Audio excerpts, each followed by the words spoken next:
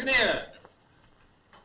Ich habe die außerordentliche Generalversammlung der White Star Linie einberufen, um Ihnen folgende Tatsachen zur Kenntnis zu bringen. Wir haben die Titanic gebaut, das größte Schiff der Welt. Unvorhergesehene Zwischenfälle, nicht zu erwartende Schwierigkeiten sind eingetreten. Die Baukosten wuchsen von Monat zu Monat. Wir waren gezwungen, unsere Finanzen bis aufs Äußerste anzuspannen, unsere geldlichen Reserven aufzubrauchen und darüber hinaus große Kredite aufzunehmen. Resultat? Die Aktien fallen rapid. Herr Präsident! Darf ich fragen, welches Aktienkapital Sie vertreten? Insgesamt 200.000 Pfund, Herr Präsident. Danke. Daher darf ich mir wohl die Frage erlauben, ob der Sturz der Aktien der White Star Linie überhaupt noch aufzuhalten ist. In meiner Macht steht es jedenfalls nicht. White Star Linie 98! Wer kauft White Star Linie zu 98? 96! Ich verkaufe White Star Linie zu 96! 95! White Star Linie von mir zu 95! Ich verkaufe White Star Linie zu 95! Meine Herren, die letzte Notierung ist 95. 95. Jawohl, Herr 95. Und es wird noch weiter nach unten gehen. Oder glauben Sie vielleicht, dass all die kleinen Leute, die mit ihren paar Schillingen in White Star Linie spekuliert haben, jetzt auf ihren Aktien sitzen bleiben werden? Seien Sie doch froh, wenn die kleinen Leute auch anbieten. Dann fallen die Kurse weiter und unsere Chancen, die Aktien eines Tages billig zu erwerben, werden immer größer. Das meine ich aber auch. Schließlich sind wir ja der Aufsichtsrat der White Star Linie und nicht der Vorstand von irgendeinem Wohltätigkeitsverein. Aber ganz abgesehen davon, Ismail, was tun wir also? Das Einfachste von der Welt. Wir bieten auch an, damit die Kurse immer weiter fallen. Meinen Sie? Sind Sie Ihrer Sache so sicher? Ja. Können Sie uns eine Garantie dafür geben? Ich denke schon. Wirklich? Raus damit! Nächste Woche tritt die Titanic ihre Jungfernfahrt über den großen Teich an. Und Sie, meine Herren, nehmen als meine Gäste daran teil. Sie werden auf dieser Fahrt eine sensationelle Überraschung erleben. Eine Überraschung, die unsere Aktien in ungeahnter Weise nach oben schnellen lassen wird. Meine Herren, mehr möchte ich heute nicht sagen. Aber ich bitte Sie, haben Sie Vertrauen zu mir. So wie wir alle es haben zu unserer Titanic, dem stolzesten Schiff der Welt, das bald in See gehen wird, zur Ehre unserer White Star Linie und zum Ruhme Englands.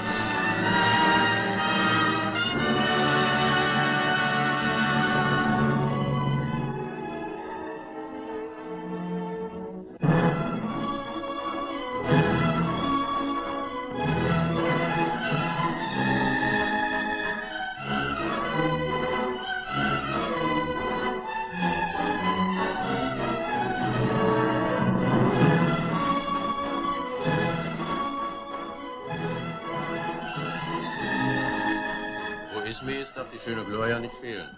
Welche Ruhe der seine Freunde mit an Bord bringt. Vielleicht will er sie heiraten auf hoher See. Das wäre doch großartig. Präsident Ismail heiratet die schöne Gloria anlässlich der Jungfernfahrt der Titanic. Sehr sinnreich. Vielleicht ist das die Sensation, die er uns versprochen hat. Also, Captain Smith, wir verstehen uns. Im Falle der programmmäßigen Ankunft in New York zahle ich Ihnen $5.000. Und für jede Stunde, die wir früher eintreffen sollten, nochmals je $1.000. Also je höher die Geschwindigkeit Ihres Schiffes, umso höher Ihre Prämie.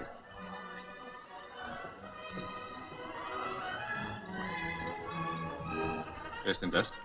Sigrid Olimski, eine reiche Baltin, reist immer in der Welt umher. Etwas extravagant. Das sieht man.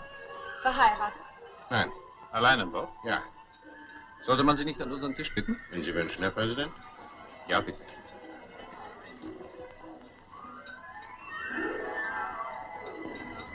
Musste das sein, Jus? Meine liebe Gloria, ich bin hier nicht nur zu meinem Privatvergnügen an Bord, sondern auch als Präsident. Und als solcher habe ich bestimmte Verpflichtungen. Die Frau Präsident Ismail lässt Sie bitten, an seinem Tisch Platz zu nehmen. Bitte gern. Ah, der Präsident der White Star Linie gibt sich die Ehre. Noch 20 Millionen an seinen Tisch zu holen. So viel? Mindestens. Sie soll ungeheure Ländereien in Russland haben. Meine Herren, die Hocharistokratie höchstpersönlich. Die Herzogin von Canterville, Lord Archibald Douglas. Wert? Ihre Hoheit rund 20 Millionen. Und er? Rund 2 Millionen. Schulden. Dann kann er es ja noch weit bringen. Wer sind die beiden? Geheimrat Professor Dr. Bergmann und sein Assistent Dr. Lorenz. Wie viel? Nicht der Rede wert. Wissenschaftler aus Deutschland rechnen in Mark. Senor Cristobal Mendoz aus Kuba. Kenne ich nicht, habe ich noch nie gesehen. Haben Sie Pech gehabt, der ist besonders interessant. Auf wie viel schätzen Sie ihn? Na, so 8 bis 10. 8 bis 10 Jahre Zuchthaus. Wenn ich ihn auf dieser Reise nicht erwische, gebe ich meinen Beruf als Borddetektiv auf. Meine Herren, jetzt kommt der Mann, der seiner Frau die Titanic zum Geburtstag schenken könnte. John Jakob Astor, Frau Gemahlin. Der reichste Mann an Bord.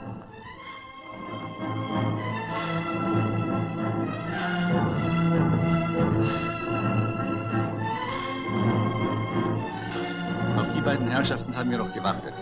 Entschuldigen Sie mich, meine Pflicht als Obersteward ruft. Und ich will auch mal nach dem Rechten sehen. Und ich, lieber Doktor, nach dem Unrechten.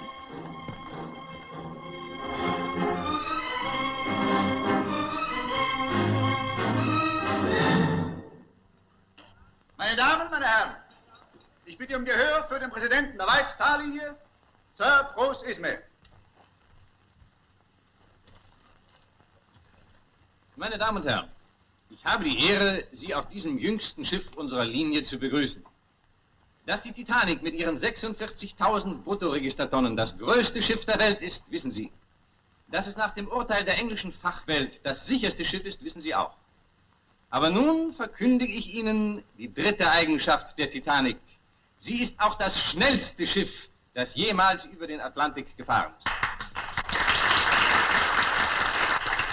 Denn in diesem Augenblick, meine Damen und Herren, erleben Sie die Sensation, dass die Titanic 26,5 Seemeilen in der Stunde läuft.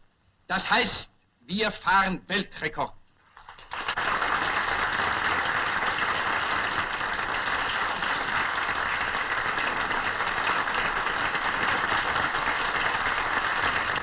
Ismay ist doch ein Genie. Und jetzt gehen wir zum Funker hinauf und bestellen telegrafisch so viel Aktien, wie wir kriegen können. Dann aber schnell, bevor die Sache in der Zeitung steht.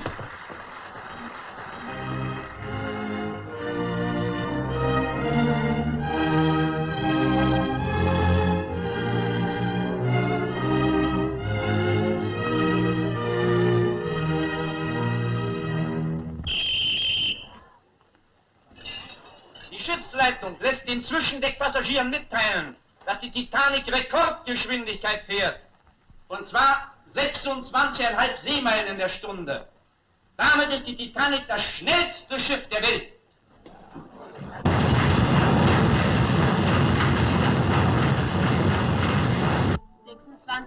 Seemeilen. Wie viel sind das? Eine Seemeile hat 1850 Meter. 26,5 mal 1850, das sind... Ach, das kann ich nicht. Wer es zuerst raus hat, kriegt einen Kuss. Mein Gott, das ist doch einfach. Es sind ungefähr 50 Kilometer. Das sind genau 49 Kilometer die Stunde, Martin. Nein, genau 49,07 Kilometer.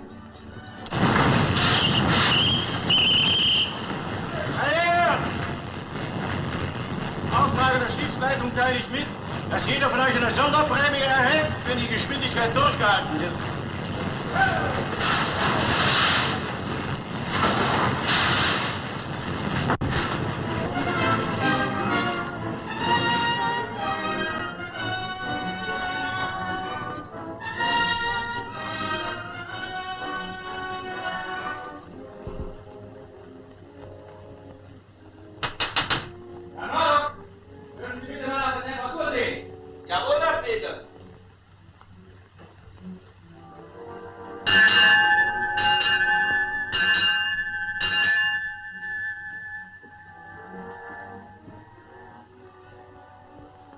Außentemperatur 12 Grad.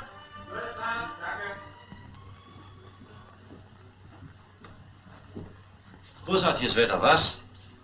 Wenn die See so ruhig bleibt, dann sind wir mindestens einen Tag früher in New York. Ja, und die Maschinen sind ruiniert. Präsident Ismay wird schon wissen, warum er diese Geschwindigkeit befohlen hat. Läufer, wer fährt eigentlich das Schiff? Präsident Ismay oder der Kapitän? Der Kapitän tut selbstverständlich das, was der Präsident der Linie verlangt. Und warum verlangt er solchen Unsinn? Bitte? Rede? Macht zusammen $9. Hier sind $20. Der Rest ist für Sie. Aber geben Sie die Telegramme gleich auf. Danke, wir nehmen keine Trinkgelder. Die Telegramme werden der Reihe nach erledigt. Bitte schön. Guten Abend. Danke. Ja. Kaum fahren wir Weltrekord, da sind auch schon Leute da, die Kapital rausschlagen. Sieh dir das an. Der eine kauft für 200.000, der andere sogar für 250.000. White-Star-Aktien. Das ist ja fast eine halbe Million. Was man damit alles anfangen kann. Und was hier noch so in die Welt funkt, dass wir Rekordgeschwindigkeit fahren. Zeig mal. Nee. Zunächst die Telegramme des Präsidenten an die Presse. Jawohl.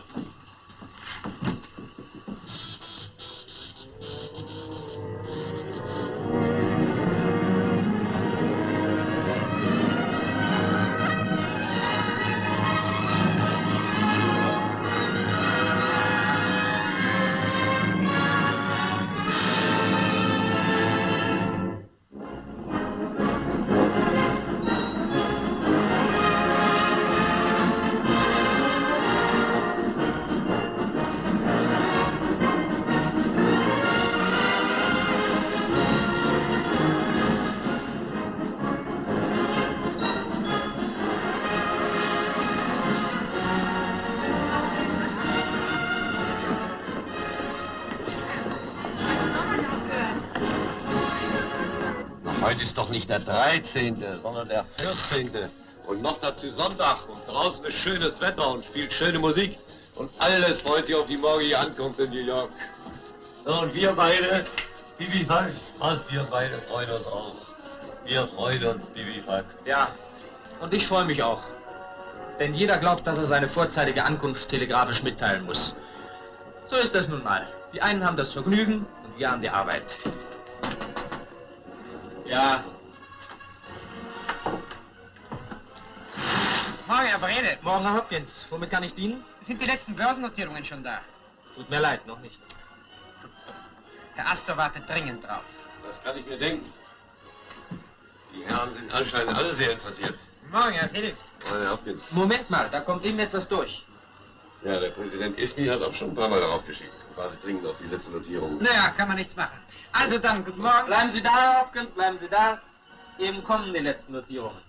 Aber was ist denn, meine Herren? Warum denn diese Nervosität? Na, erlauben Sie mal.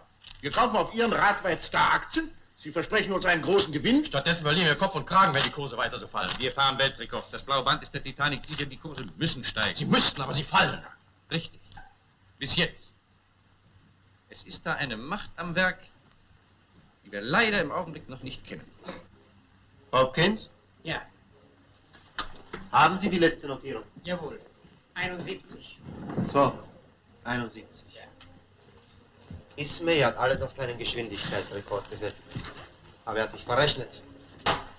Ich stoße noch weiter ab. Verstehen Sie nicht so rum, hängen Sie das.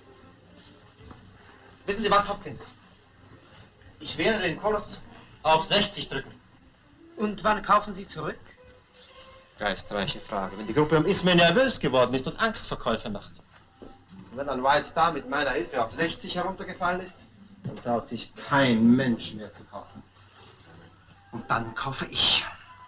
Und dann habe ich sehr schnell 51% des gesamten Aktienkapitals in meiner Hand und die White-Star-Linie und die Titanic gehören mir. Ich verstehe. Sehen Sie? Und die Titanic ist kein Aktienpaket. Die Titanic ist ein effektiver Wert. Und wirkliche Werte schaffen Macht. Und Macht, Hopkins. Macht bedeutet, dass man haben kann, was man will. Sehr richtig, John. Was man will. Das bedeutet für dich noch mehr Macht.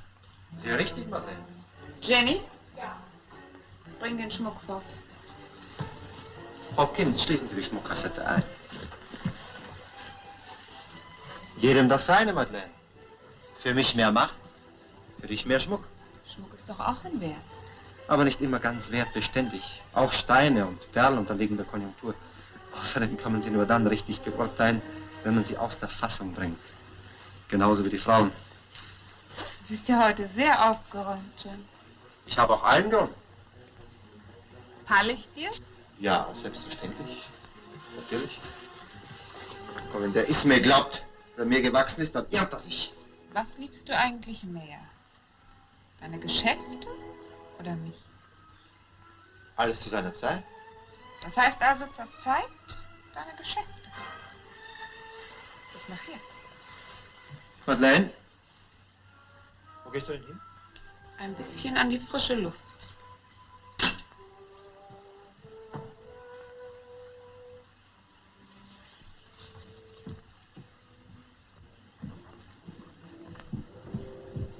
Pardon, Herr Geheimrat.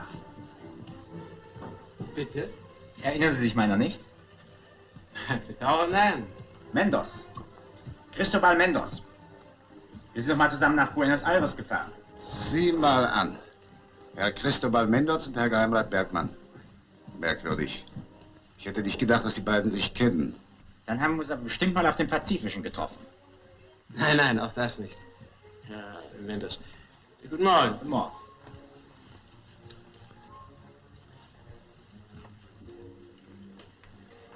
Bitte, Frau Henning. Danke.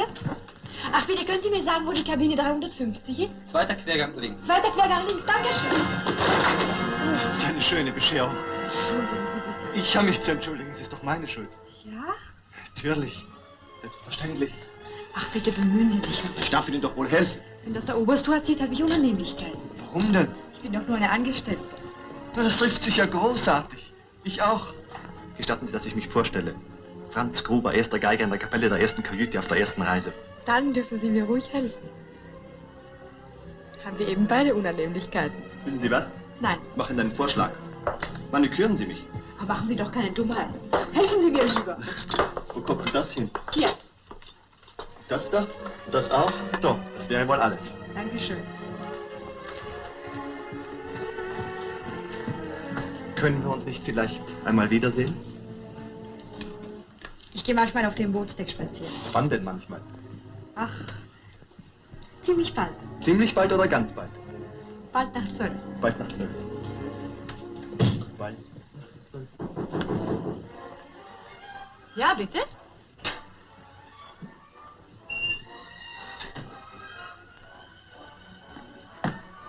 Oh, Verzeihung. Ich hätte Sie gerne einen Augenblick gesprochen. Ja, ich komme gleich.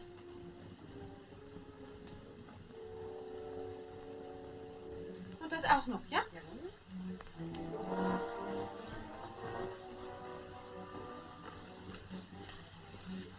Was hast du denn? Ich habe mich verspekuliert. Ich habe mich total verrechnet. Verrechnet? Wie ist denn das möglich? Du hast doch erreicht, was du wolltest. Wir fahren Weltrekord. Und die Aktien fallen, Weltrekord. Sie fallen und fallen. Wenn das weitergeht, bin ich übermorgen ruiniert. Wenn ich bloß wüsste, wer dahinter steckt. Was ich mit den anderen machen wollte, das macht jetzt ein anderer mit mir. Aber es muss doch einen Ausweg geben. Kann ich dir vielleicht helfen? Du mir helfen. Wie sollst du mir denn helfen können? Ich brauche Millionen. Ich habe Aktien privat. Verstehst du? Auf Privatkredit gekauft.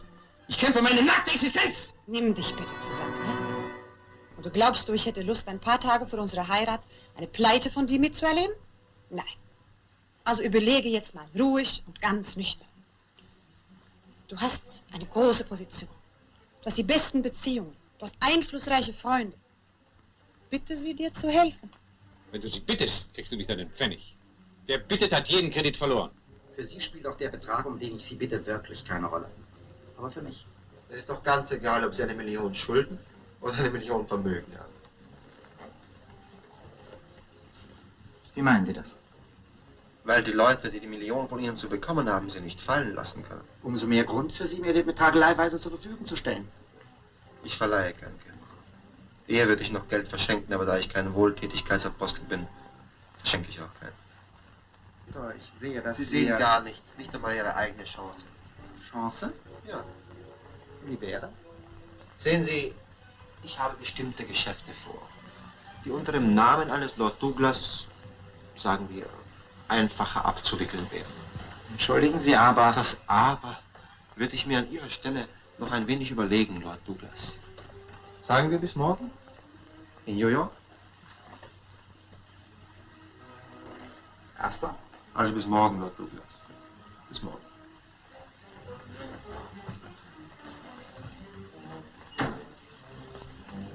Hopkins, Bitte? warum haben Sie eigentlich Lord Douglas ohne weiteres vorgelassen? Verzeihung. Ihre Frau Gemahlin hat mir doch den Auftrag gegeben. Meine Frau? Ja. Ach ja, ich erinnere mich. Danke, Hopkins.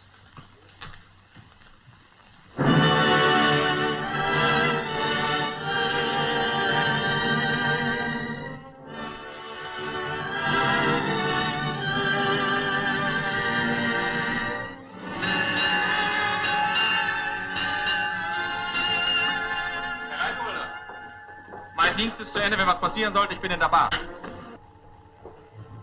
Haben Sie das gehört? Was? Wenn was passieren sollte. Wie kommt er überhaupt als einziger deutscher Offizier hier an Bord? Eigentlich war ja England vorgesehen, aber am Tag vorm Auslaufen bekommt er eine ausgewachsene Blinddarmentzündung, hat der Kapitän den Petersen genommen, weil er von früher ja kennt. Temperatur bitte? 7,1. 7,1? In 4 Stunden schon wieder um 2 Grad gefallen? Bitte nehmen Sie Platz. Beine hoch. Seien Sie vernünftig. Halten Sie mich denn für unvernünftig? Ich bin eine Angestellte und Sie sind ein Angestellter. Morgen sind Sie wieder ganz woanders in der Welt. Wissen Sie was? Wenn es Ihnen recht ist, nehme ich von heute ab immer nur da ein Engagement an, wo Sie auch sind. Ist das Ihr Ernst? Ja, Freudenhedi. Da muss ich Ihnen aber etwas sagen, Herr Gruber. Was wollen Sie mir denn beichten? Ich bin eigentlich verlobt. Ja, was heißt denn eigentlich? Entweder man ist verlobt oder man ist nicht verlobt. Also? Also das ist so. Meine Eltern möchten gern, dass ich den Sohn von unseren Nachbarsleuten heirate. Und seine Eltern möchten das auch gern. Und da er ein sehr braver Mensch ist... Da möchte er auch gern und Sie möchten schön brav gehorchen, ihn heiraten und sich das ganze Leben unglücklich machen, nicht wahr? Ja. Nein, das werden Sie nicht. Man heiratet nicht aus Gehorsam, sondern aus Liebe. Verstanden? Jawohl. Das ist die erste Schiffsreise in meinem ganzen Leben. Wirklich, Hoheit? Ja, und wissen Sie auch warum? Ich habe immer das bestimmte Gefühl, ich darf nicht auf ein Schiff gehen. Mir passiert etwas. Aber Hoheit... Lord Douglas hat mich auch ausgelacht. Aber trotzdem wäre ich nicht gefahren, wenn man mir nicht versichert hätte, dass die Titanic das erste Schiff der Welt sei, das überhaupt nicht sinken kann. Ja, das sagt man allgemein. Deshalb habe ich auch gar keine Angst mehr. Ich will jetzt ein wenig in die Sonne gehen. Kommen Sie mit? Ja, gern.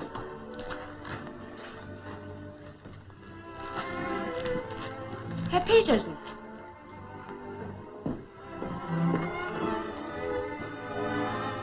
Gehen wir? Ich möchte doch noch etwas bleiben, Hoheit. Gut, mein Kind. Bitte, Herr Petersen. Dankeschön. Entschuldigen Sie, aber ich habe Sie mit einem Herrn Petersen verwechselt, der im vergangenen Jahr Erstoffizier auf der Excelsior war und mit dem ich nach Ägypten gefahren bin. Sie sehen ihm sehr ähnlich. Nur war der Herr Petersen, den ich meine, ein reizender und besonders höflicher Mensch. Der hätte mich ganz anders gegrüßt. Verzeihung, gnädige Frau, ich bin mir nicht bewusst, unhöflich gewesen zu sein. Sagen Sie mal, Herr Petersen, warum sind Sie eigentlich so böse? Sie haben früher immer so nett gelacht. Oder sind Sie im Dienst? Nein, ich bin dienstfrei, genau wie damals in Kairo. Ach ja, da habe ich mich scheußlich benommen. Und dabei hatte ich mich so gefreut, dass Sie mir Kairo zeigen wollten. Wissen Sie eigentlich, was damals passiert ist? Nein, ich weiß nur, dass Sie nicht mehr an Bord waren, gnädige Frau, als ich nach Alexandrien zurückkam. Jetzt muss ich aber gehen. Warum denn? Das sage ich dir heute Abend. Du mir? Ich dir. Sie halten mich für eine verwöhnte, oberflächliche Frau, die mir gerade das tut, was ihr Spaß macht. Ist das nicht so? Jetzt muss ich Ihnen widersprechen, gnädige Frau, denn sonst wäre ich unhöflich. Ich möchte Sie nicht noch einmal enttäuschen. Sie sollen recht haben, Herr Petersen. Und jetzt macht es mir Spaß, Ihnen zu beweisen, dass auch Sie alles tun müssen, was ich will. Das ist nicht sehr schwierig, denn als Schiffsoffizier habe ich die Pflicht, die Wünsche der Passagiere weitgehend zu erfüllen. Oh, es gibt doch sicher aber auch Dinge, die Ihnen ausdrücklich verboten sind. Selbstverständlich, ja. Ich darf zum Beispiel Passagiere nicht in ihren Kabinen besuchen, ich darf sie nicht in die Maschinenräume führen. Danke, das genügt. Ich möchte die Maschinenräume sehen. Ja, ich sagte Ihnen bereits, gnädige Frau, dass es verboten ist. Es tut mir leid. Gut. Vielleicht sind Sie dann so liebenswürdig und begleiten mich ins Billardzimmer? Gern. War gut gespielt, aber leichtsinnig gedacht, Sir Bruce. Sie geben mir damit eine große Chance. Für mich so gut wie gewonnen. Sie werden bestenfalls 500 Punkte machen und 1000 liegen Sie zurück.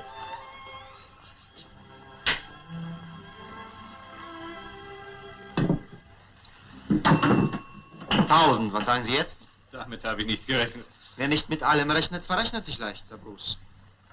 Wie meinen Sie das? Nur so hingesagt. Auf alle Fälle ist unsere Partie jetzt unentschieden. Sir Bruce, ich habe eine große Bitte an Sie. Aber Sie dürfen nicht Nein sagen. Wenn ich nicht darf, werde ich es natürlich auch nicht tun. Ich möchte gerne den Maschinenraum sehen. Das ist eine großartige Idee. Da gehen wir natürlich alle mit. Interessiert Sie das nicht auch? Sogar sehr. Ich verständige nur meine Frau. Aber wir müssten eine sachverständige Führung haben, Sir Bruce. Könnte nicht Herr Petersen mitgehen? Er ist gerade dienstfrei. Ja, aber natürlich kann er das. Wollen Sie uns bitte den Maschinenraum zeigen? Herr Präsident, dazu bin ich leider nicht befugt. Dann gebe ich Ihnen hiermit den dienstlichen Befehl. Herr Präsident, als erster Offizier darf ich von Ihnen keinen dienstlichen Auftrag entgegennehmen. So. Herr Braun. Bitte? Ich lasse den Kapitän bitten. Bitte sehr. Madeleine, Ja? wir wollen uns den Maschinenraum ansehen. Kommst du mit? Nein, das interessiert mich nicht. Außerdem ist es mir dort zu heiß und zu schmutzig. Wie du meinst.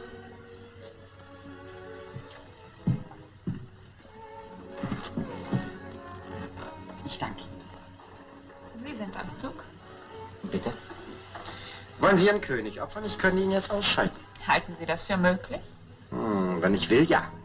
Die Dame fühlt sich stark genug in der Umgebung eines Ritters und ihrer Knappen. Madeleine, Sie scheinen Spiel und Wirklichkeit zu verwechseln. aus manchem Spiel ist schon Wirklichkeit geworden.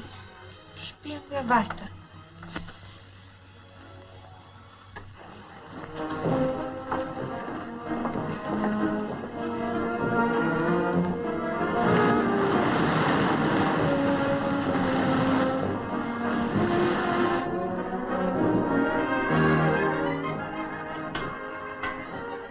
Ach, bitteschön. Ich möchte ein Telegramm aufgeben. Adresse bitte? Herrn Ludwig Schramm, Das Herrn können wir sparen. Hamburg, Große Bleichen 15.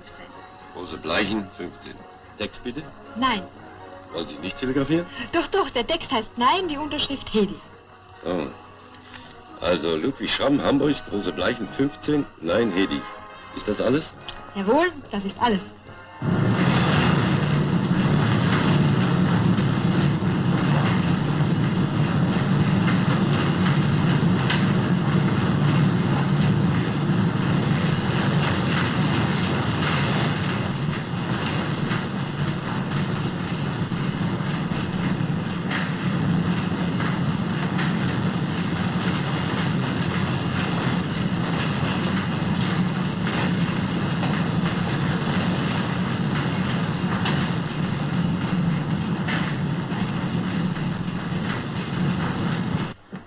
Ich gehe in die Funkerkabine zu Philips.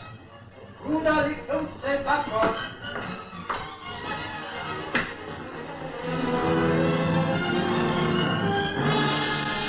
Schon wieder eine Eiswarnung. Stellen Sie alles andere zurück und versuchen Sie weitere Berichte zu erhalten. Jawohl. Hier, schon wieder eine Eiswarnung. Da fahren wir ja mitten ins Treibeis. Ja. Wie war die letzte Temperatur? 5 Grad. 5 Grad, also schon wieder um 2 Grad gefallen. Das sicherste Zeichen, dass wir uns der Eiszone nähern. Ich werde den Kapitän veranlassen, weitere Maßnahmen zu treffen. Bitte, ja.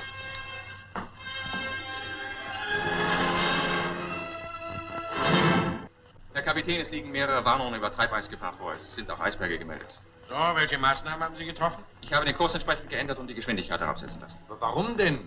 Sie werden wohl noch einen Eisberg rechtzeitig erkennen können. Verzeihung, Herr Präsident, aber das ist ein Irrtum. Es gibt Eisberge, die einen Umfang von mehreren Kilometern haben und 7/8 eines solchen Berges liegen immer unter Wasser. Es besteht also die Gefahr, auf Unterwassereis aufzulaufen. Gefahr für die Titanic? Ist ja lächerlich. Die Titanic ist unsinkbar. Der Beweis ist noch nicht erbracht, Herr Präsident. Ich verlange, dass direkt der Kurs mit voller Kraft weitergefahren wird, Herr Kapitän. Das ist eine schwere Verantwortung für mich, Herr Präsident. Herr Kapitän, falls ich mir eine Bemerkung erlauben darf. Eine solche Verantwortung ist für jeden Seemann untragbar. Was soll das heißen? Eine Beibehaltung des Kurses und der vollen Geschwindigkeit, Herr Präsident, gefährdet das Leben von mehr als 2000 Menschen. Im Fall einer Katastrophe reicht der Platz in den Rettungsbooten nicht annähernd aus, um auch nur einen geringen Teil der Passagiere aufzunehmen. Jetzt aber genug mit Ihrer Schwarzmalerei. Das ist keine Schwarzmalerei, Herr Präsident. Wir haben die Pflicht, jede Möglichkeit ins Auge zu fassen. Das ist sogar bewusste Schwarzmalerei. Was wollen Sie damit sagen? Bitte, Herr Petersen. Ich will damit sagen, dass Sie als einziger Offizier hier an Bord, gelinde gesagt, gar kein Interesse daran haben, dass die Titanic das blaue Band gewinnt. Für diese Bemerkung werden Sie mir zu gegebener Zeit Rede und Antwort stehen. Herr Kapitän, wir erwarten auf der Brücke Ihre Befehle. Kapitän Smith, Sie wissen, was die White Star Linie von Ihnen erwartet. Das weiß ich genau, Herr Präsident.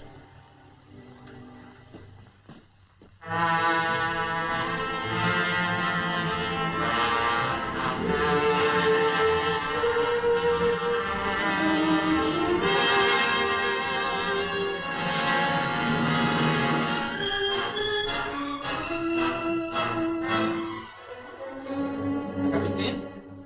Ja? Eiswarnung vom Dampfer Baltic. Man gibt den dringenden Rat, die Geschwindigkeit herabzusetzen. Danke.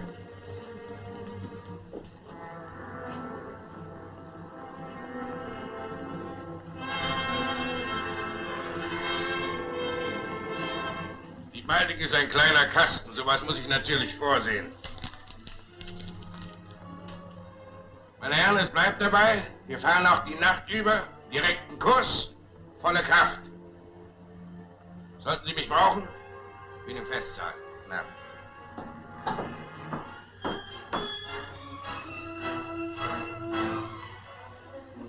Ja, ja, Petersen, Sie haben bekanntlich die Ehre, auf dem schnellsten und sichersten Schiff der Welt zu fahren. Moin, sind Sie in New York. Und da werde ich die Ehre haben, abzumustern. Eine solche Verantwortungslosigkeit mache ich nicht mehr mit.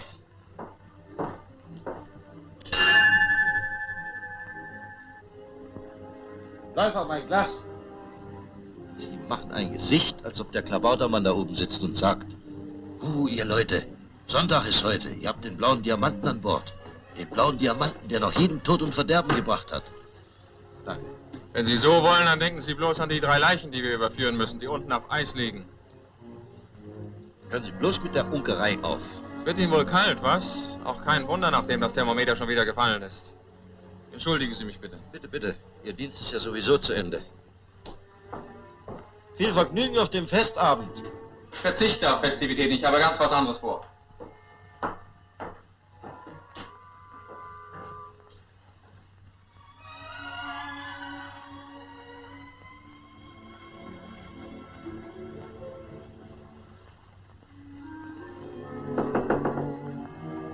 Ja?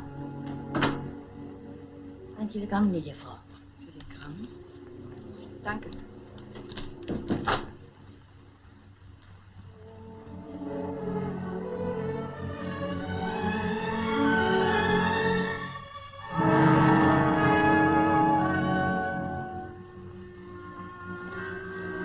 Ich gehe inzwischen hinauf, Gloria. Bei dir dauert es hier doch eine Weile. Warum hast du es denn so eilig? Bist du verabredet? Nicht direkt. Also doch. Sigrid Orlinski? Kommst du darauf? Ich bin doch nicht blind. Gut, dass du davon sprichst. Gloria, du weißt, was du mir bist. Aber du musst Verständnis für meine Situation haben.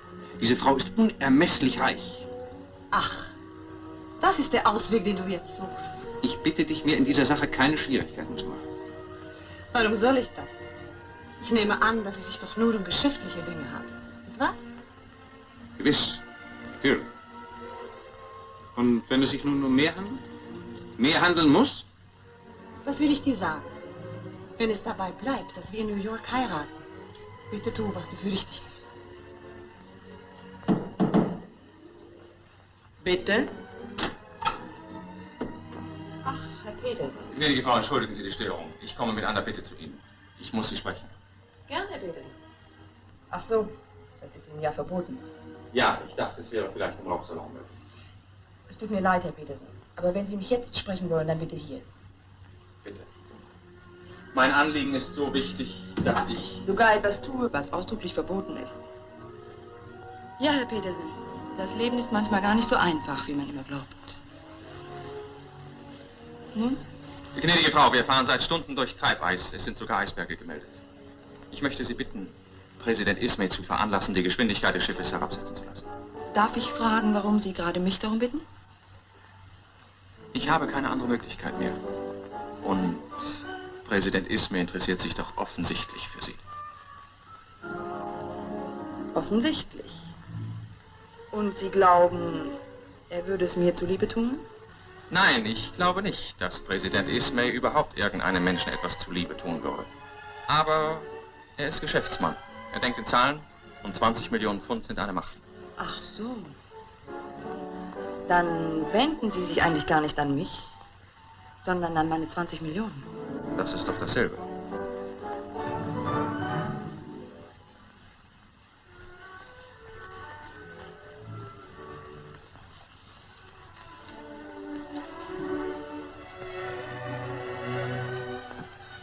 Ich wollte Sie nicht kränken, gnädige Frau. Aber Sie haben es getan. Nicht mit Absicht, das weiß ich. Dazu sind Sie viel zu offen und so gerade. Nein, Sie haben es ehrlich gemeint. Und das kränkt mich. Ja, Herr Petersen. Die Launen einer reichen, verwöhnten Frau. Abscheulich. Nicht? Ihre Bitte kann ich nicht erfüllen. Auch dann nicht, wenn Sie bedenken, was alles auf dem Spiel steht. Gnädige Frau, ich bitte Sie. Herr Petersen, ich kann Ihnen jetzt nicht mehr helfen. Ich kann nicht. Ich danke Ihnen, gnädige Frau. Ich hätte nicht kommen sollen. Ich weiß, es war mein Fehler. Ich habe Sie für eine Frau gehalten, die nur das Unglück hat, zu reich zu sein. Für eine Frau, die man lieben könnte, wenn es anders wäre. Ich habe mich getäuscht. Verzeihen Sie.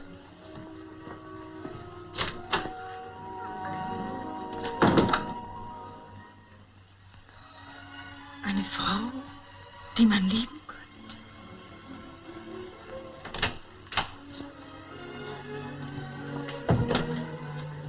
Guten Abend, gnädige Frau. Darf ich die Frisur richten? Eine Frau, die man lieben könnte.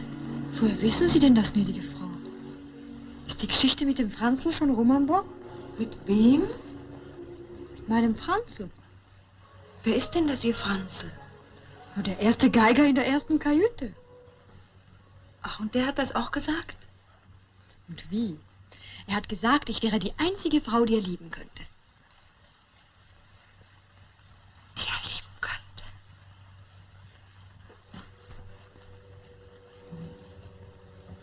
Zu wem möchten Sie bitte? Ich suche die Kabine von Geheimrat Bergmann. Dann sind Sie falsch. Das ist die Wohnung von Herrn Astor. Ah, so. Geheimrat Bergmann wohnt 2728, dritte Tür links. Ah ja, danke.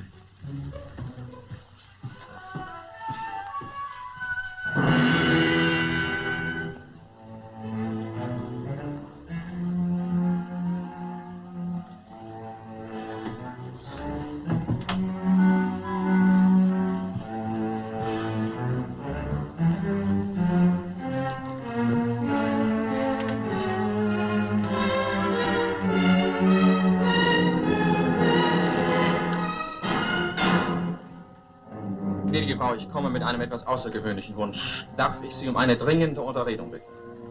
Eine dringende Unterredung? Darf ich Sie im Vorraum zum Festsaal erwarten, gnädige Frau?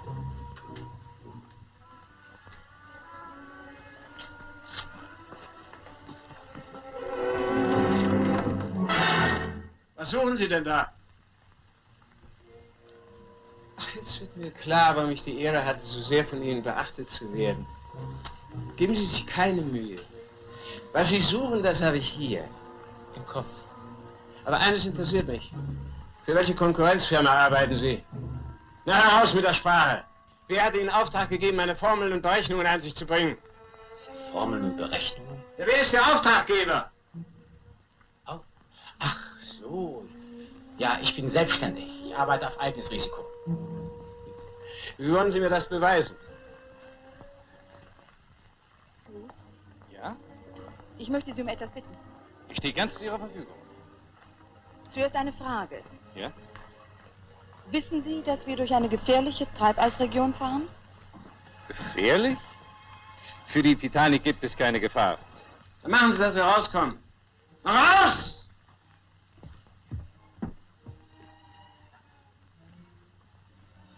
Wer war denn das denn, Hermann?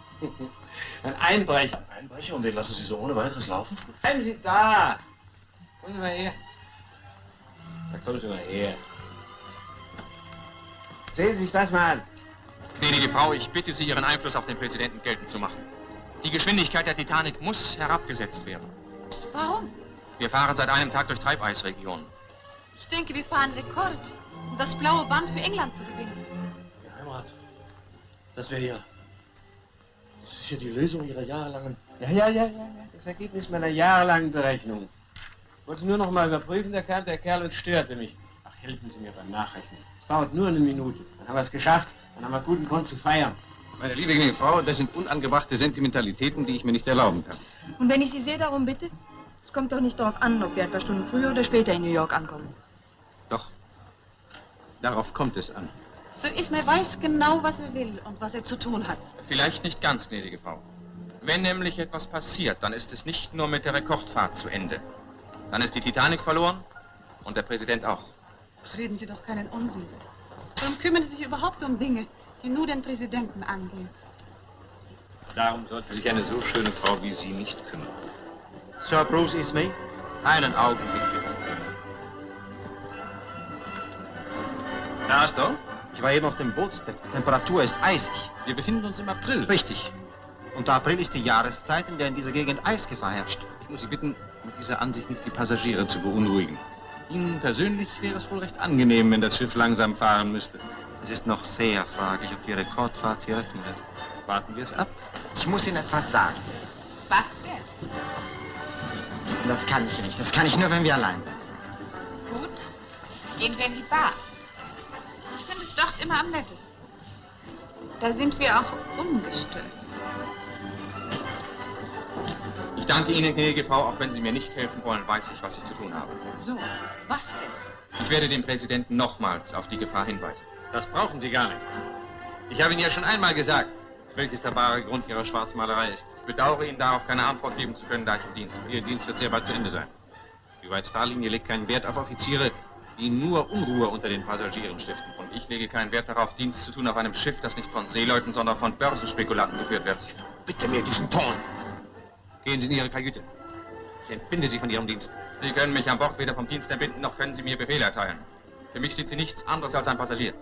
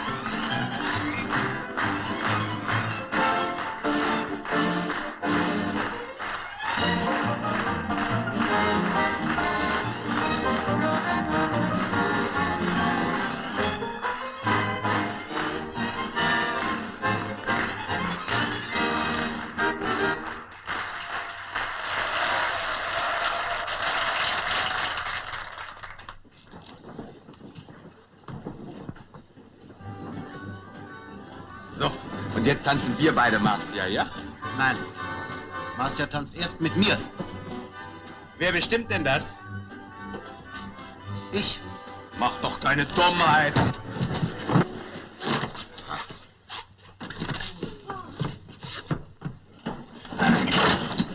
Auseinander hier!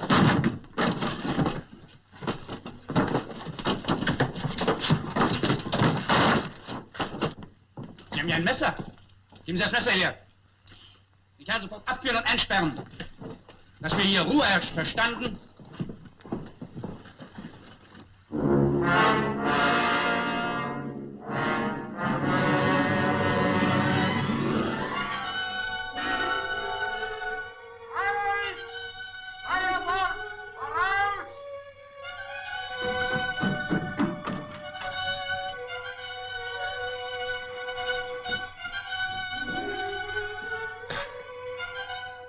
Steuerbordscheinwerfer einschalten! Steuerbordscheinwerfer einschalten!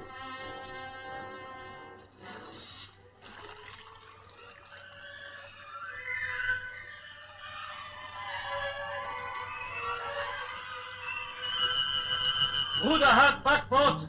Ruder hat Backbord! Zum Donnerwetter, was ist denn mit dem Scheinwerfer? Ruder liegt hart Backbord! Wo bleibt denn der Scheinwerfer? Die Kohlen sind abgebrochen, Herr Murdoch! Na, daneben sind neue! Sind keine Ersatzkohlen da, Herr Murdoch. Was, Sie haben keine Ersatzkohlen da? Das ist ja so... Schon gut, da!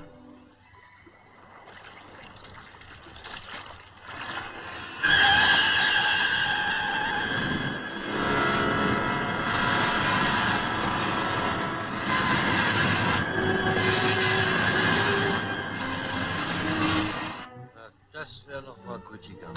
Ja, aber wir haben das Eis berührt. Sollte man nicht in der Zentrale mal nachfragen? Aber die Zentrale hätte sich längst gemeldet, wenn irgendwas Ernstliches passiert wäre. Also ich gehe auf jeden Fall mal runter. Ja, tun Sie, was Sie nicht lassen können. Haben Sie das Schrappen gespürt? Jawohl. Vielleicht haben wir noch Grünlandfische berührt, die tauchen ja öfters hier in der Gegend auf. Dürfte im schlechten Kommen sein. Ja, Moment! Ja, Herr Petersen? Wir hatten eine Kollision mit Unterwassereis. Ist bei Ihnen alles in Ordnung? Jawohl. Ja? Wassereinbruch im Kesselraum! Wassereinbruch im Kesselraum! Ich werde sofort den Kapitän verständigen. Maschinentelegraph auf Stopp! Maschinentelegraph auf Stopp!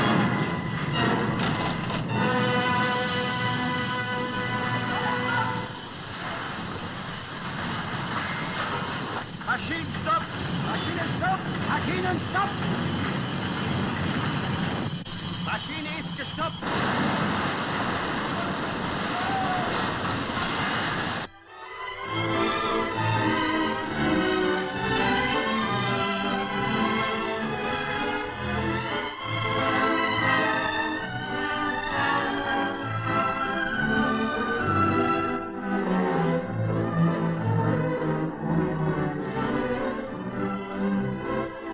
Die Maschinen laufen nicht mehr.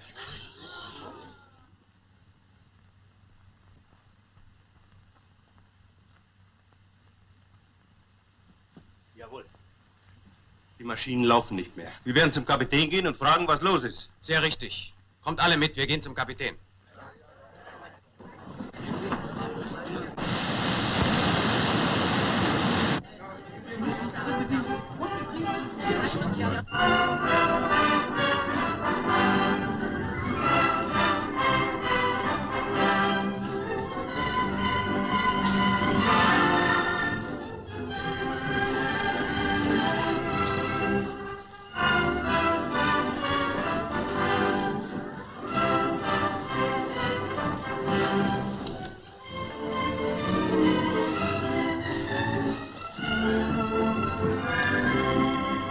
Was wollen Sie hier? Wir wünschen, den Kapitän zu sprechen. Der Kapitän ist nicht hier. Es wird da irgendein Offizier hier sein. Es ist doch kein Offizier da. Machen Sie, dass Sie rauskommen. Warum wollen Sie denn den Kapitän sprechen? Wir möchten gerne wissen, warum die Maschinen nicht mehr laufen. Überzeugen Sie sich doch selbst. Wollen die Herrschaften mal einen Augenblick still sein? Ruhe! Ruhe!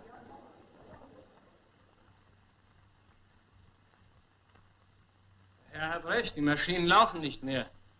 Erzählen Sie uns bitte, was Sie wissen. Sie sehen zu schwarz, Romain. Wir sind zwar beschädigt, aber wir können nicht untergehen. Herr Kapitän, das Schiff ist aufgerissen vom Bug bis unter die Kommandobrücke. In 2 Stunden stehen die Schiffsschrauben in der Luft.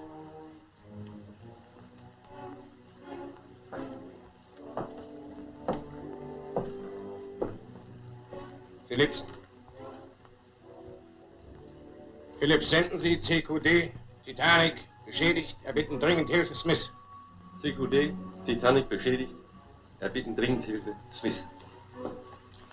Meine Herren, die Rettungsboote werden erst dann klargemacht, wenn ich den Befehl dazu gebe. Herr Kapitän. Ja? Herr Kapitän. Im Festsaal ist man beunruhigt. Ja, danke, schon gut. Herr Petersen, Sie übernehmen es, die Passagiere zu beruhigen, sagen Sie. Ein durch Treibeis hervorgerufenes Schiffsmanöver. Bitte, meine Herren, an Ihre Plätze.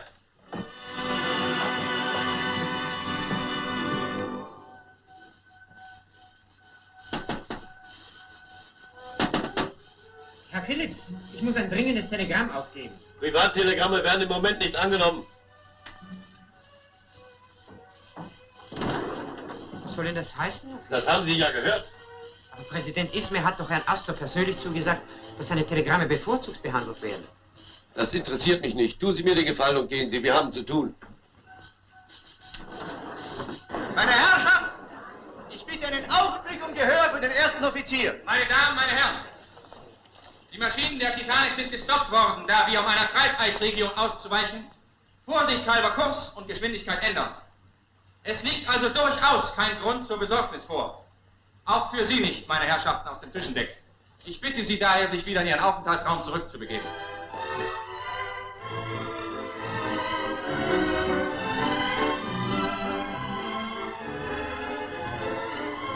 Endlich! Ich warte schon eine halbe Stunde auf Sie. Ich hatte leider noch etwas Dringendes zu tun. Sie können mir gratulieren. Zu was denn? Stellen Sie sich vor, man hat aus der Kabine von Astor eine Schmuckkassette gestohlen. Und dazu soll ich Ihnen gratulieren? Nein, aber dazu, dass ich den Dieb gefasst habe. Und wissen Sie, wer es ist? Na? Mein alter Freund Senor Cristobal Mendoz aus Kuba. Was ist denn das? Hey, was denn? Ja, hier, wo kommt das her? Da muss wohl ein Wasserrohr geplatzt sein. Man müsste jemanden rufen. Richtig, das ist ein Grund, hier rauszukommen. Hallo! Aufmachen! Aufmachen! Hast du schon Verbindung? Ja, hier. Dampfer Iduna kommt zur Hilfe. Der Standort ist auch angegeben. Iduna? Ich kenne die Iduna. Die läuft höchstens 13 Meilen. Die ist viel zu weit weg, das ist zwecklos. Man weigert sich, Privattelegramme anzunehmen. Lächerlich. Ismay glaubt, dass er sich noch retten kann, wenn ich ohne Funkverbindung bin. Er irrt sich auch diesmal. 52% des gesamten Aktienkapitals sind mir ja jetzt schon sicher. Zu einem Durchschnittskurs von 60. Ein großes Geschäft. Nicht nur ein großes, das größte und beste, Hopkins. Sie können schon alles fertig machen für die Ankunft in New York. Übrigens, Hopkins, noch eins. Tun Sie doch die Schmuckkassette meiner Frau in mein Gepäck. Ich habe da ein paar besonders schöne Steine ausfindig gemacht, die ich gerne mit dem blauen Diamanten zusammen verarbeiten lassen möchte. Das ist keine Überraschung für meine Frau. Jawohl. Übrigens, wo ist denn meine Frau? Noch im Festsaal? Nein, zuletzt sah ich die gnädige Frau mit Lord Douglas in der Bar. Sie irren sich. Ich bin nicht unglücklich. Auch wenn mein Mann nur an seine Geschäfte denkt. Auch wenn ich vielleicht nur ein Aktivposten in seiner Bilanz bin. Aber Sie lieben ihn doch nicht, Sie sind doch nicht Das glücklich. Glück, das Sie meinen, ist Einbildung. Leidenschaft führt nie zum Glück. Doch. Na, Aber warum haben Sie mir dann Hoffnungen gemacht? hab ich das? Ja. Vielleicht haben Sie recht. Vielleicht habe ich wirklich mit einer Möglichkeit gespielt, aber sehen Sie, jetzt habe ich Angst vor meiner eigenen Courage. Weil Sie Angst haben, Ihr Leben zu ändern, weil Sie Angst haben, Ihren Luxus aufzugeben. Archibald? Ja. Sie fangen an, mich zu langweilen. Sämtliche Passagiere gehen mit angelegten Schwimmwesten an Deck. Sagen Sie, es sei ein Manöver. Belügen Sie die Leute so lange, wie es geht. Erst auf das Sirenensignal wird in die Boote gegangen. Frauen und Kinder zuerst. Herr Petersen, Sie verständigen die wichtigsten Passagiere persönlich. Danke, meine Herren. Haben Sie die Schmuckkassette gefunden? Nein, sie ist nirgends zu finden. Jenny weiß auch nicht, wo sie sein könnte. Jedenfalls hat die gnädige Frau die Schmuckkassette zuletzt gehabt. So. Ja. Du hast mich rufen lassen, John? Ja. Warum denn? Meine Schmuckkassette ist verschwunden. Oh. Bitte lassen Sie uns allein, Hopkins.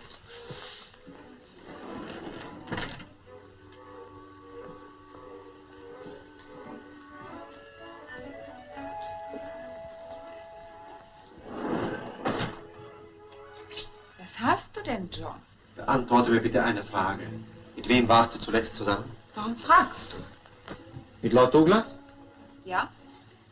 Das habe ich mir gedacht. Was hat das mit dem Diebstahl zu tun? Es dürfte dir bekannt sein, dass Lord Douglas bankrott ist. Kavaliersschulden, so nennt man das wohl. Deine Empfehlung hat ihm nichts genützt. Ich habe ihm nämlich kein Geld gegeben. Ja, ich verstehe dich nicht. Oder hältst du Lord Douglas für fähig, einen Diebstahl zu begehen? Nein. Der Schmuck ist nicht gestohlen. Sondern? Der Schmuck ist nicht gestohlen, sondern verschenkt worden. Das heißt, dass ich... Das heißt, dass du deinem Liebhaber nur noch auf diese Weise zu helfen wusstest. Schade. Das hättest du mir 5 Minuten früher sagen sollen. Wieso?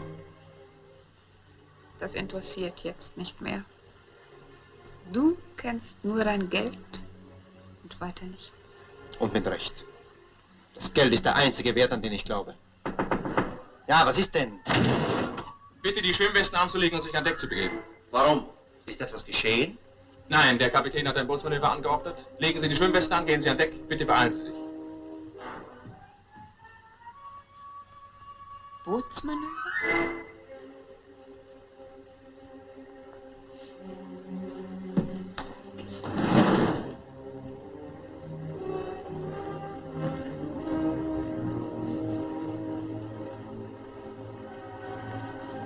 Ich soll also gehen?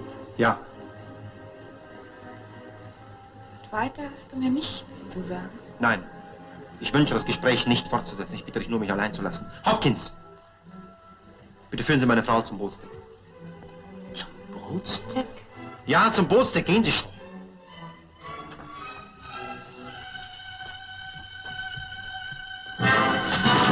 Legen Sie die Schwimmweste an und begeben Sie sich sofort an Deck. Warum denn? Der Kapitän hat ein Bootsmanöver angeordnet. Ach so!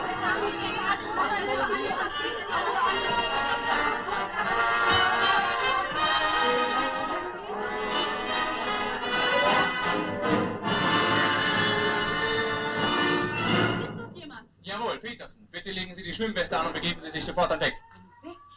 Warum denn? Ich bin nicht befugt, Passagieren nähere Auskunft zu geben. Augenblick. Aber mir werden Sie Auskunft geben. Ihnen als dem verantwortlichen Präsidenten werde ich Auskunft geben. Die Titanic sinkt.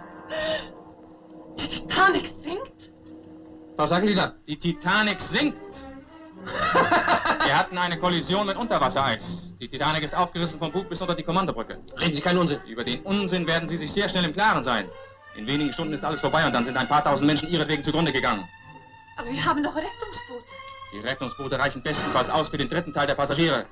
Ich befehle Ihnen, für mich sofort ein Boot sicherzustellen. Erstens haben Sie mir nichts zu befehlen. Zweitens lautet das Gesetz Frauen und Kinder zuerst. Und drittens gebe ich Ihnen den guten Rat. Gehen Sie in Ihre Kabine und holen sich Ihre Schwimmweste.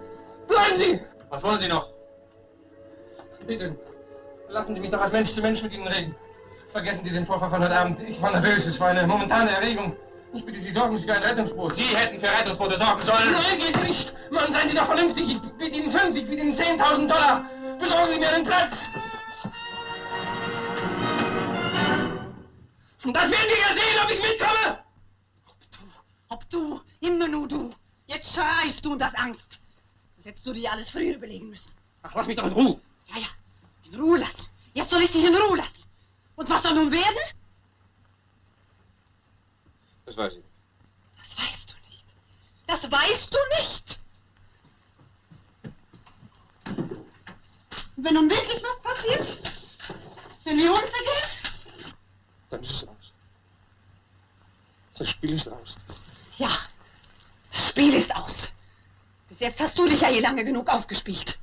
Aber jetzt werde ich dir was sagen. Ich habe dir gesagt, du sollst mich in Frieden lassen. So, jetzt soll ich dich in Frieden lassen. Aber früh war ich dir gut genug. Seit Jahren redest du vom Heiraten. Du nimmst mir jede Chance. Aber jetzt habe ich die letzte Chance, verstehst du? Ich und nicht du. Und ich bin eine Frau. Jawohl, eine Frau. Und das heißt Frauen und Kinder zuerst.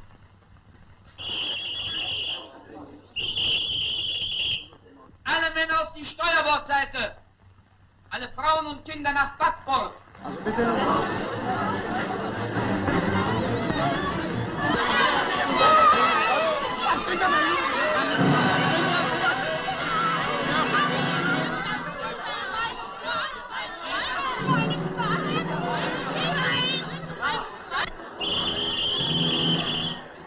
Beeilen!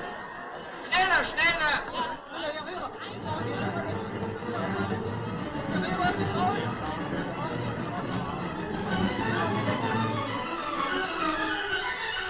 Alles klar!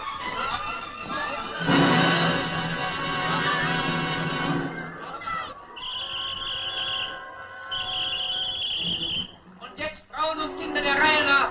Die Rettungsgürtel werden an den Treppen ausgegeben.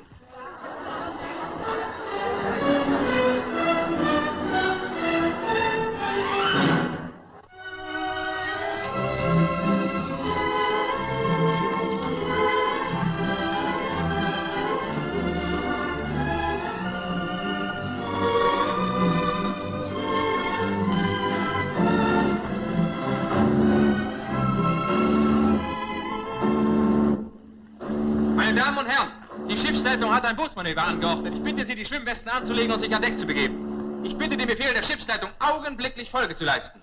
Bitte beeilen Sie sich, meine Herrschaften. Handelt es sich wirklich nur um ein Bootsmanöver? Bitte holen Sie sich sofort eine Schwimmweste. Wollen Sie mir nicht die Wahrheit sagen? Doch, das will ich. Die Titanic sinkt. Sie waren außer Präsident Ismay wahrscheinlich der einzige Mensch, der die Macht hatte, diese Katastrophe zu verhindern. Auch Sie hätte Ismay gehört. Und einmal hätten Sie mit Ihrem Reichtum etwas Gutes getan. Jetzt spielt das Geld keine Rolle mehr. Jetzt geht es nur noch ums nackte Leben. Ja, aber die See ist doch ganz ruhig. Es können doch noch alle in die Boote. Wir haben 3000 Menschen an Bord und einige hundert gehen nur an die Rettungsboote. Vielleicht verstehen Sie, was das heißt. Das verstehe ich.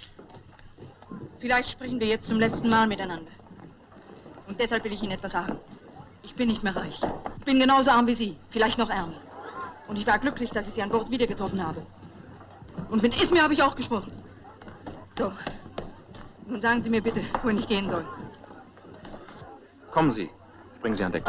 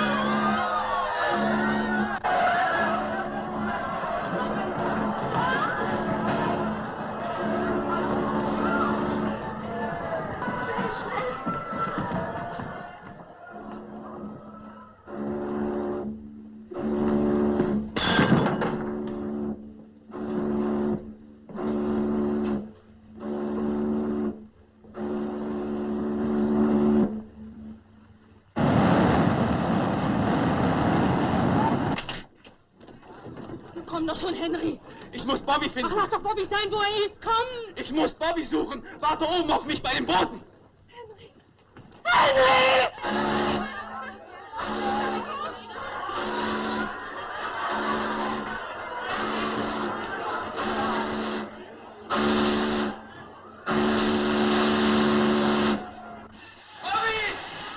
Bobby, wo bist du? Bobby! Hier, Henry, hier! Wo? Bobby! Henry, du! Ja, das Schiff geht unter. Warte, ich hole dich raus.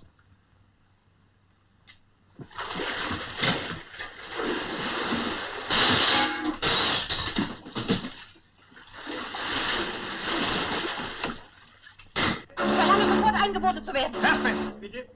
Ich bin die Frau des Präsidenten Ismay und verlange sofort eingebordet zu werden. Bitte schön, liebe Frau.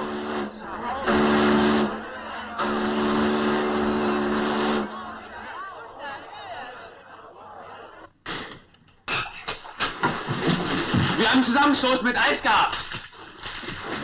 Henry! Die Bordkapelle angetreten? Jawohl, in Zivil mit angelegtem Rettungsgürtel. Das wird die Passagiere beruhigen. Befehl zum Spiel. Befehl zum Spiel. Herr Kapitän? Ja? 8 Dampfer kommen uns zu Hilfe. Der nächste ist die Carpathia, aber sie ist nur 68 Seemeilen von uns entfernt. 68 Seemeilen. Das heißt rund 5 Stunden.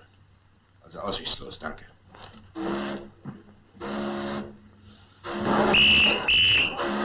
Na, zum Tier!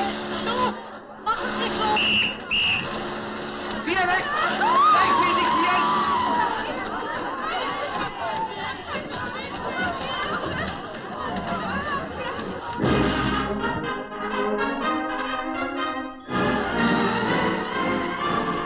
Bitte kommen Sie, nehmen Sie meinen Platz. Bitte. Sigrid! Ich bleibe. Ich bleibe, weil... Herr Petersen! Bitte sofort zum Kapitän! Danke! Wir sehen uns später.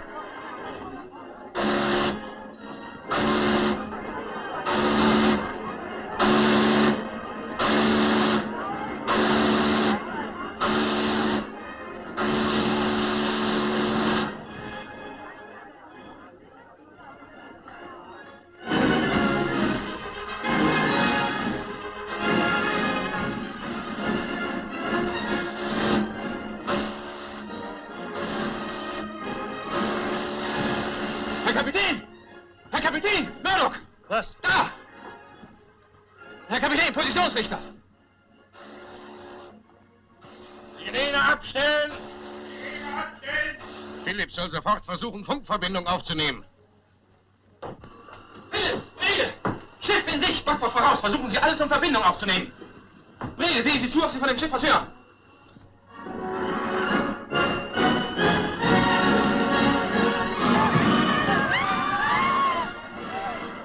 Wir können keine Funkverbindung mit dem Schiff bekommen, Herr Kapitän. Vermutlich ist es ein alter Frachter ohne Funkanlage.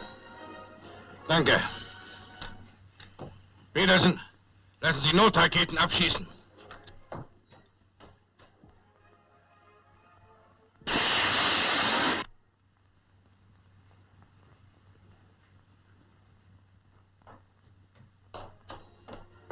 Sind Sie wahnsinnig geworden? Seit wann werden weiße Raketen als Notsignale abgeschossen? Weil keine Roten da sind, Herr Kapitän, weil die Verantwortungslosigkeit hier so weit geht. Herr Petersen, ich verbitte mir jedes weitere Wort. Keine Roten da sind. Die Hauptsache ist, die sehen überhaupt welche, Herr Petersen. Die werden uns schon verstehen.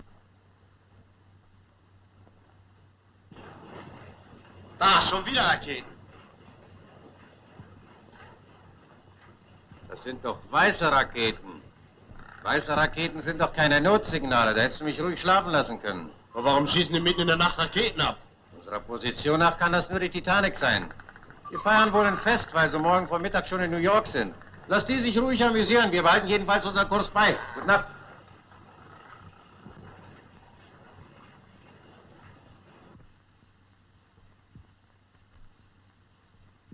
Der Frachter nimmt keine Notiz von uns. Er läuft aus unserer Route. Was nun? Lassen Sie die Sirenen wieder anstellen. Und Sie sorgen dafür, dass die Rettungsaktion weitergeht.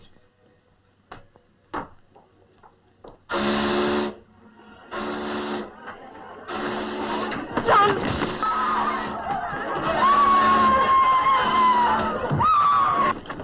Ruhig, Anne, ruhig. Ich bin ja bei dir.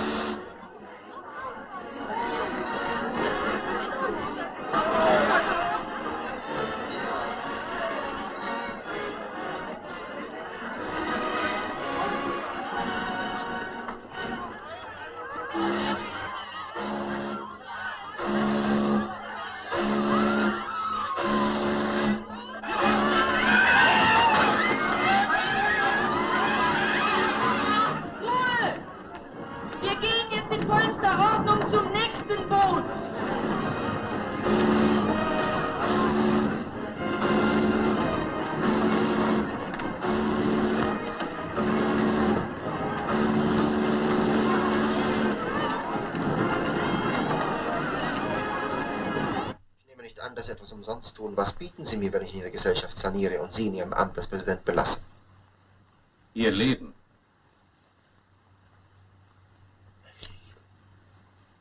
Ja. Der Kapitän ist der Ansicht, dass wir spätestens in einer Stunde sinken. Der Platz in den Rettungsbooten ist beschränkt. Ich könnte veranlassen, dass Sie berücksichtigt werden. Ich nehme Ihr Angebot an. Ich saniere Sie und Sie garantieren mir meine Rettung. Alles weiter besprechen wir in New York. Es wäre mir lieb, wenn wir das schriftlich niederlegen würden, bevor wir in die Boote gehen. Sehr vorsichtig. Würden Sie anders handeln? Nein. Herr Astor! Herr Astor! Ja! Herr Astor! Oben wird geschossen! Geschossen? Geschossen? Wieso? Es heißt, dass nur Frauen und Kinder gerettet werden können. Was? Nur Frauen und Kinder? Ja, und wer von den Männern in die Boote will, wird über den Haufen geschossen.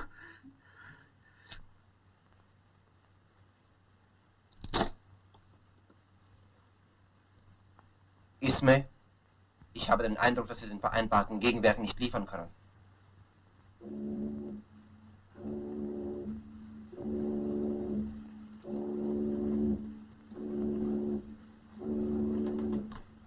Hopkins. Vielleicht finde ich jemanden, dem ich seinen Platz abkaufen kann. Kommen Sie, wir gehen nach oben.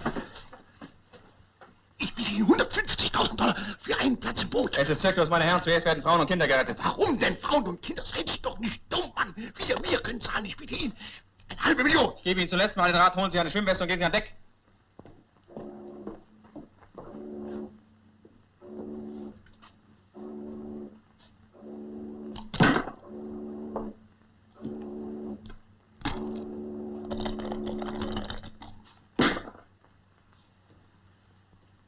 Ich freue mich, dass ich Sie noch treffe, Lord Douglas. Ich hoffe, es geht Ihnen gut. Störe ich, meine Herren? Im Gegenteil, Herr Astor. Ich hätte Sie sonst sogar in Ihrer Kabine aufgesucht. Darf ich mir erlauben? Die Schmuckkassette Ihrer Gattin, bitte. Wie kommen Sie zu der Kassette? Herr Mendotz war so liebenswürdig, Sie vorsorglich aus Ihrer Kabine zu holen. Und ich war so vorsorglich, Sie ihm wieder abzunehmen. Gestohlen also. Da habe ich ja.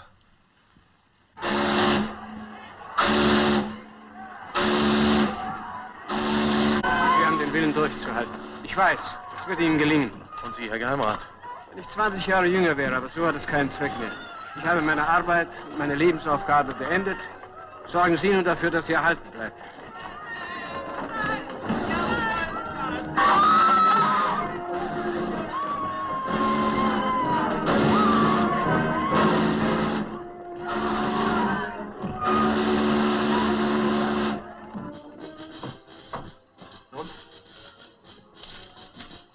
Frankfurt 153 Meilen? Nein. Philips? Olympic 510 Meilen? Aussichtslos. Zum Verzweifeln.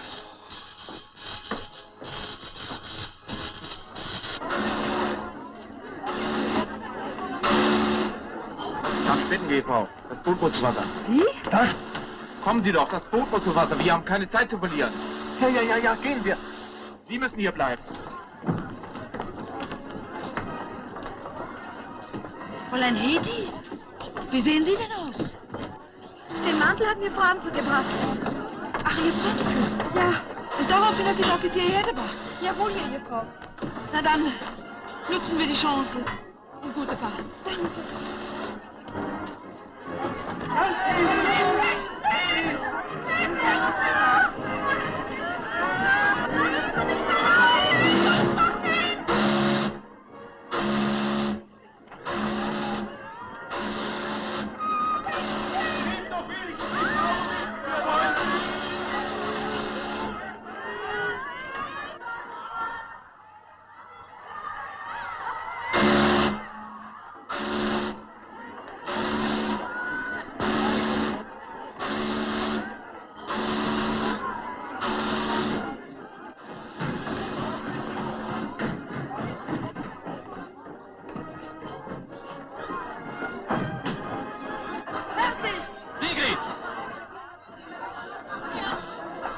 Du bist eine wunderbare Frau. Das habe ich doch nur für dich getan. Sigrid, ich. Was denn? Du musst jetzt das Boot und das Schiff verlassen. Nein, ich gehe erst dann, wenn du auch gehst. Ich bin Offizier und habe zu bleiben bis zuletzt. Und in meiner Eigenschaft als Offizier befehle ich dir, ins Boot zu gehen. Die Menschen dort brauchen dich. Halte sie so lange aufrecht, bis Rettung kommt. Ich bitte dich, geh. Also du befehlst es mir. Ja, es ist mir noch nie ein Befehl so schwer gefallen wie dieser. Dann gehe ich.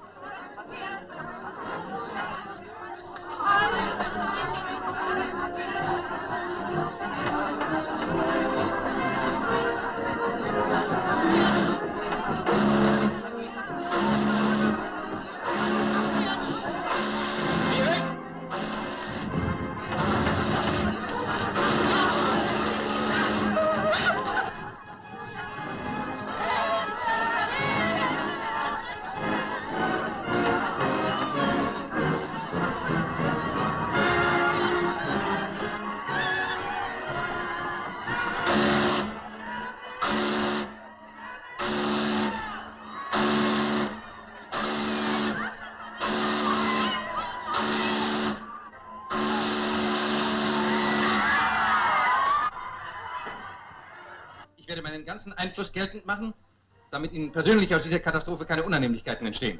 Wenn ich gerettet werde, dann wird... Ich habe geglaubt, dass Sie und Ihre Leute durch die Weltordnung über mich gesetzt sind.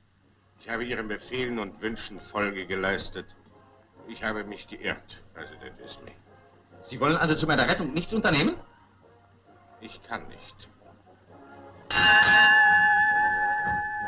Ich verlange einen Platz im Boot, Captain Smith. Ich verlange einen Platz! Haben Sie mich verstanden? Schreien Sie nicht so, Herr Ismay. Ich werde dafür Sorge tragen, dass Sie gerettet werden. Wirklich? Ja, aber nicht, um Ihnen einen Dienst zu erweisen, sondern damit Sie sich vor dem Seeamt dafür verantworten können, was Sie angerichtet haben. Bitte. Bitte!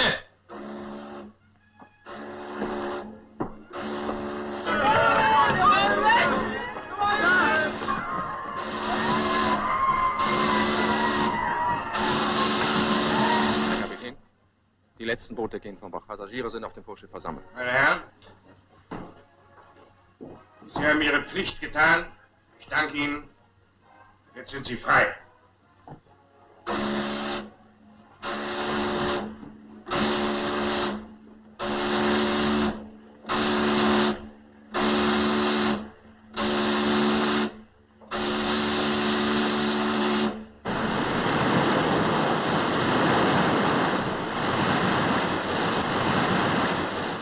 Leute! Ihr habt eure Pflicht getan! Nun, rette sich, wer kann!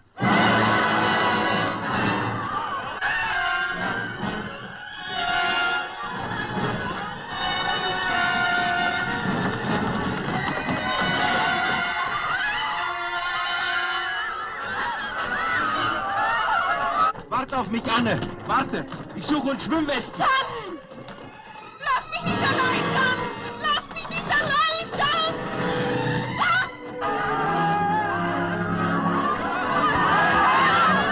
Rette sich, wer kann!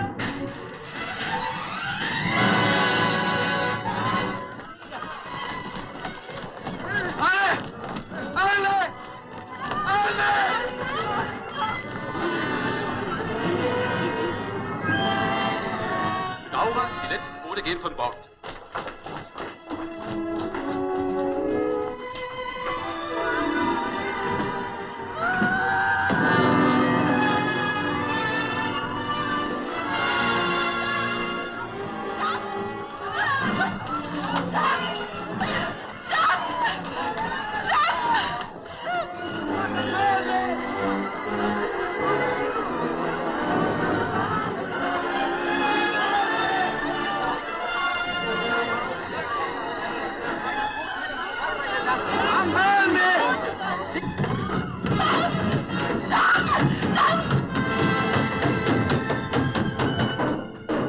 Doch mal da!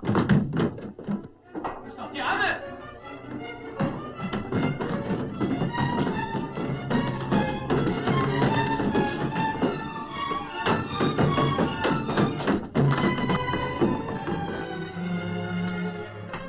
Hast du meine Anne gesehen? Und die ist weg. Deine Anne ist schon lange weg. Weg? Lass mich los!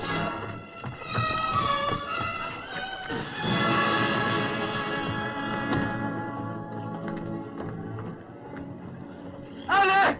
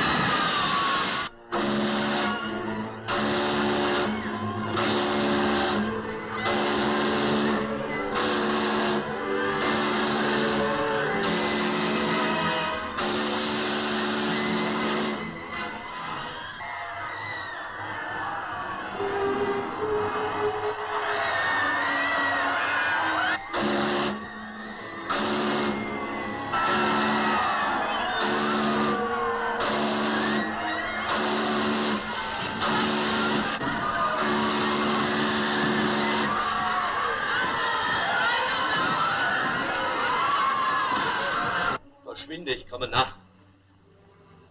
Ich bin der Ältere, verschwinde jetzt, ich werde ungemütlich.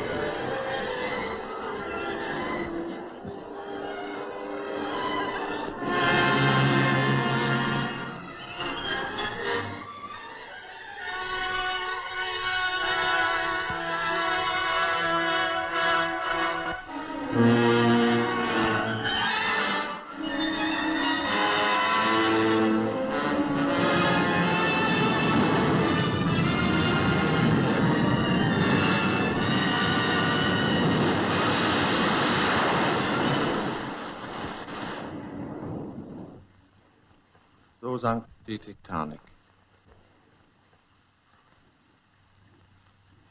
Herr Oberrichter, Sie haben daran gezweifelt, ob es eine Schuldfrage gibt. Es gibt hier keine Frage. Es gibt nur eine Schuld. Und ein Mann allein trägt diese Schuld. Der Präsident der White-Star-Linie. Ich bitte um Ruhe. Ich danke dem Zeugen. Der Untersuchungsausschuss zieht sich zur Beratung zurück.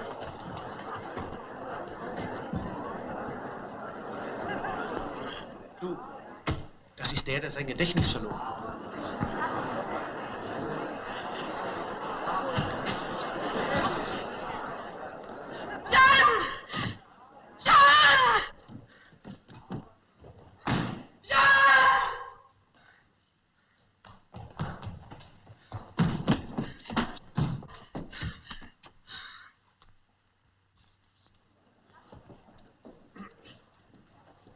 Jetzt wird es sicher zeigen, ob es noch eine Gerechtigkeit gibt.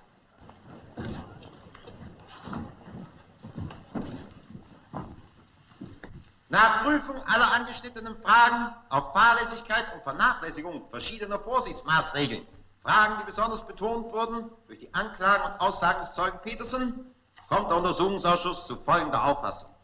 An Bord eines Schiffes hat einzig und allein der Kapitän die Befehlsgewalt. Daher trägt in diesem Falle einzig und allein der Kapitän die Schuld an dem Unglück. Er kann aber nicht zur Verantwortung gezogen werden, da er nicht mehr unter den Lebenden weilt. Gegen die White Star-Linie kann daher in keiner Hinsicht ein Vorwurf erhoben werden. Auch das Verhalten des Präsidenten Ismay kann nicht als fehlerhaft angesehen werden. Präsident Ismay wird freigesprochen. Ich erkläre die Sitzung des Untersuchungsausschusses für geschlossen.